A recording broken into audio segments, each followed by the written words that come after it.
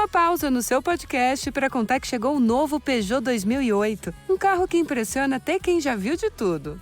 Conheça uma experiência de puro prazer em dirigir com acabamento sofisticado e design inconfundível. Descubra como conforto e tecnologia podem elevar o nível da sua experiência de direção. Conheça o novo Peugeot 2008 e deixe a inspiração te guiar. So tomorrow, we're going to do this number one rated by a mile, by the way. By a mile. The last 2 weeklies came out. It's a joke. But we're doing the show live from my buddy Frankie Brusco's restaurant over Easy in Holmdel, New Jersey. A whole bunch of Jersey folks are showing up, but my 8:15 guest tomorrow morning is Tommy Lahren.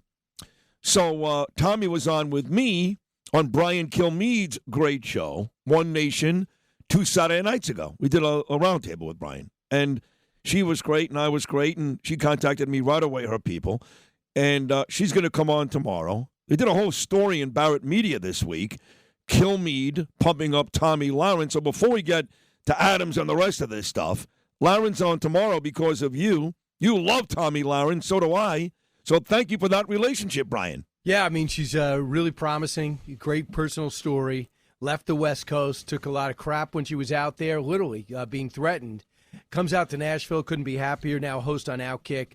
And I think she's somebody, here's what you appreciate, Sid, is that, you know, it's so easy to call somebody up who's wants Donald Trump to win and say positive things about Trump. So easy to get a hold of somebody who says, I'm a Democrat through and through, and I'm going to pretend that Kamala Harris is a fantastic candidate and that Joe Biden isn't too old. And we see it.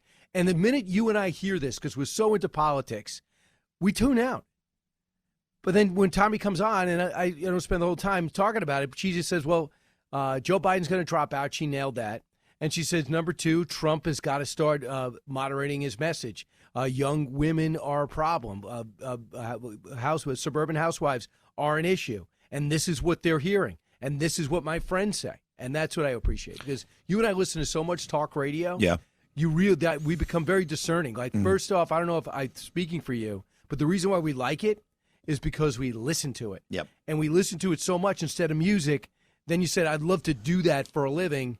And I remember Bob Grant was on, and I go, this guy is so compelling. He's angry, but he's so compelling. I just stopped listening to music, and when him and Rush came on, and then went from sports radio to this. Well, it is a bit much for me, and that's why, and I think the reason why this show is so successful is we're going to talk today about the Mets getting rained out in Atlanta and moving from Milwaukee to a 2-game set against the Braves on Monday for their playoff lives. We're going to talk about the Yankees looking terrible the last 2 days against the Orioles. We're going to talk about the Giants and the Cowboys tonight. But we are also going to talk about Trump in North Carolina and Kamala in Pittsburgh. But the big story everybody's talking about in New York, and quite frankly, across the country, is our mayor. Now, you know, Brian, that he and I became friendly. I'm even going to say very friendly. Lunches, dinners, late-night drinks, conversations, text messages.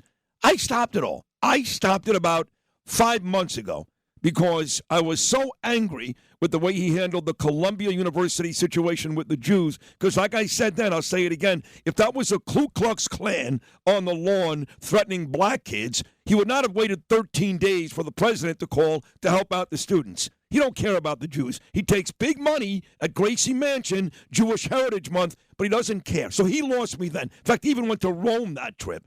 So that's it. I'm done with him. And I see what's going on in and around him. And he's going to blame Joe Biden because he badmouthed Joe about immigration. He's going to blame white people. I'm a black person. Look what they're doing to me. But the truth is, look in the mirror. Look in the mirror. You surrounded yourself with a bunch of scumbags. And quite frankly, allegedly, you broke the law. That's not white man's fault. That's not Joe Biden's fault. That's your fault. Look, he doesn't text me. I see him twice. I've seen him 3 times at Al Smith dinner. Every time he pledges, I use your name. I'm friends with Sid. I'm on WABC. Yeah, I know, and he pretends to listen. Right. And then I just said, I'd love to get you on. I'd love to get you on. You know, I know you're on WABC all the time. I'd love to get you on Fox on TV. You're so close. You're right around us. You have a lot of issues, have nothing to do with politics. People love to hear from you. Crime, you know, it's raging. Brian, doing it. Fabian, get over here. We got to do this thing, right? We're going to do it, Brian, both times. And then I go for Fabian. Yeah, we're about to. Let me get back to you. Are you going to be around? And the years pass. So 3 years have passed. But he's so much better than de Blasio, number one. At least No, he's not. No, he's not. He's not. He's better than de Blasio? The guy that slept till noon with the I paper don't on his care. face? First of all, if you want to say he's better, that's fine. He's not so much better. The crime is not better. Murders are down, but rapes are up. Assault and battery is up. These pro-Hamas people run the streets. There's as many homeless and dirt on the street as there were before. And again, I'll say it. If your barometer, Brian, quite frankly, is if he's better than de Blasio, then he's pretty good. I don't want to hear that anymore. If he is better than de Blasio, he's not nearly good enough or significantly better. Open to this. Sid, so you might be the foremost expert on this, so I'm not challenging, but I just want you to answer this question. If it is just key, and you cut red tape to move their building or expedited fire inspections, and if there's a deposit from the Turkish government for doing that is wrong, you act as a foreign agent, I'm fine with that. Okay, that's how you're going to indict? No. Brian, first time in history? We've had this. But if it's much bigger? It is much bigger. If it's much bigger? It is. We've had this conversation before. There are now 6 countries. I've known about Red China.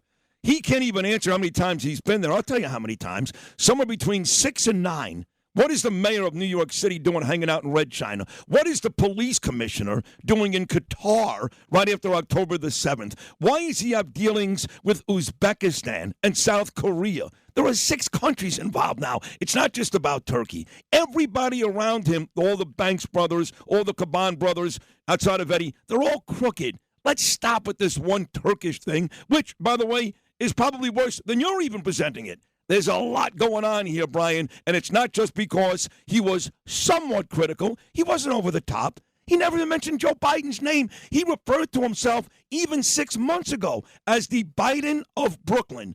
So it's very easy to pass it off. Oh, no, it's like Trump. Biden's made out of.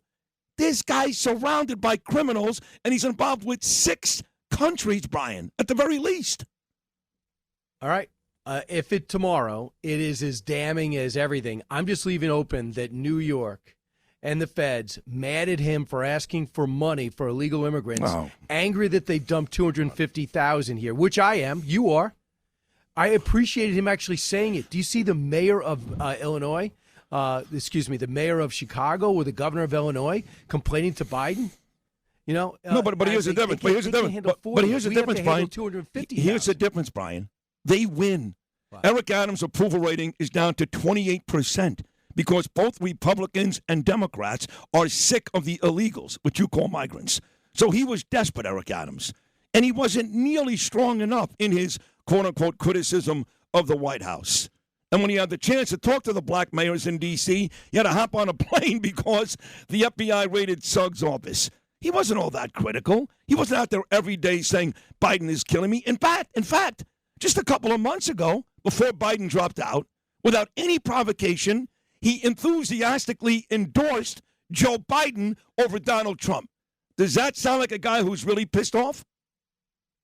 Good points. Very good points, but I never expected him to do it. I never expected him to endorse Donald Trump because that would totally isolate him. New York would have totally turned on him. You endorse nobody. In other words, there's no Democrat that's for Trump. No, but you endorse, in other words, you endorse nobody. Like he was mad at Kathy Hochul. So instead of endorsing Kathy Hochul over Lee Zeldin before you had to, you put a feet to the fire and say, hey, Kathy, if I don't get to sit down in a couple of days with Stuart Cousins and Heastie and fix this bail reform nonsense, I'm not going to endorse you. I'm not going to endorse Lee Zeldin, but I'm not going to endorse you. Same thing with Biden. Don't be quick to endorse the person in your party. You could just not endorse anybody. But Adams has done that his whole reign. He is scared to death of the progressive left. Quite frankly, he's a pussy, and he's put himself into all these bad situations. Hired bad people, it looks like. If I'd love to have this conversation tomorrow, I just want to hear the indictment. If this indictment sounds like the Trump civil trial and the Trump trial, a Frankenstein construction to destroy a person, even with the faults you brought up, I'm going to speak out about it because I am so sick of what would happen to Trump. And I do know that he was as critical as any Democrat outside Joe Manchin And I'm just wondering if it's related. That's all. I'm just going to be curious until they read the indictment. Brian, I know you live in Nassau County, and you're lucky. You got Bruce Blakeman, Peter King, Joe Cairo, Tony D, all these great people, okay? But you work in the city. You and I work a couple of blocks apart. There's nothing more fun than walking to Fox News to do your great show from my offices. You're in the city every day. The city is grotesque. It's not bad. It's disgusting. You really want Eric Adams? I know you're worried about fairness and what's right is right. You think Eric Adams has done enough to deserve New Yorkers' sympathies? The city's on fire. Couple of things. It's a one-party town. I mean, Bloomberg for a minute was a Republican. Rudy Giuliani was a Republican. There was some legitimate matches. So it's like, who's the Democrat that's going to be better? And I don't know who is going to, like a Harold Ford would have been great. Moderate guy, sees both sides for any Democrat that you're going to meet. You would love Harold Ford. You should have him on. I've known Harold Ford for 100 years from the Imus days. He was one of the first people, when he was still a politician in Tennessee, by the way, he was one of the first people to stab Imus in the back. And I hated Imus, but I didn't appreciate that. But forget about Harold Ford. What did I say to you on your show with Tommy Lahren? Stabbed him in the back. Yeah. Stabbed him right in the back, Harold Ford. Right in the back. Killed Imus. What did I say on your show with Tommy Lahren? Go back and watch that tape. Because when Tommy brought up the Biden thing and they're after Adams, I said, he's finished. And he's finished. He just got indicted. I also said to you that the guy who's going to run and probably win and face Curtis Sliwa is Andrew Cuomo. That hasn't changed. Now, look, there may be a special election, and if there is, I know for a fact Joe Borelli, he's called me. He's going to get involved. But it doesn't matter. There'll be a regular election in 2025 afterwards once Jumaane Williams, which is really terrifying, runs his city for about a month. But really, the guy that has the best chance at being the next man, I want Curtis. But the guy that's got the best chance is Andrew Cuomo.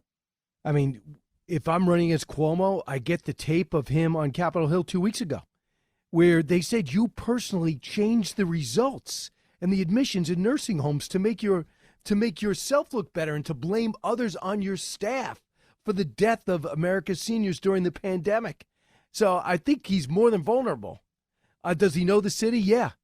Does he become a power-hungry lunatic? Absolutely.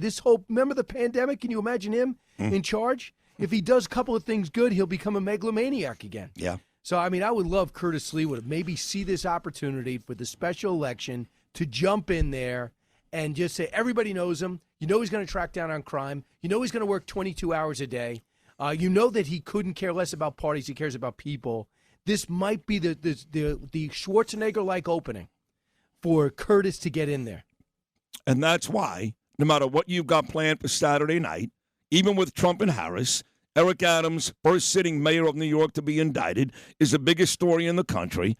And you must add Curtis Sliwa to your roster of your amazing show. And I really do love your show, which, of course, is on Saturday night, 9 p.m. after Levine on Fox News, One Nation.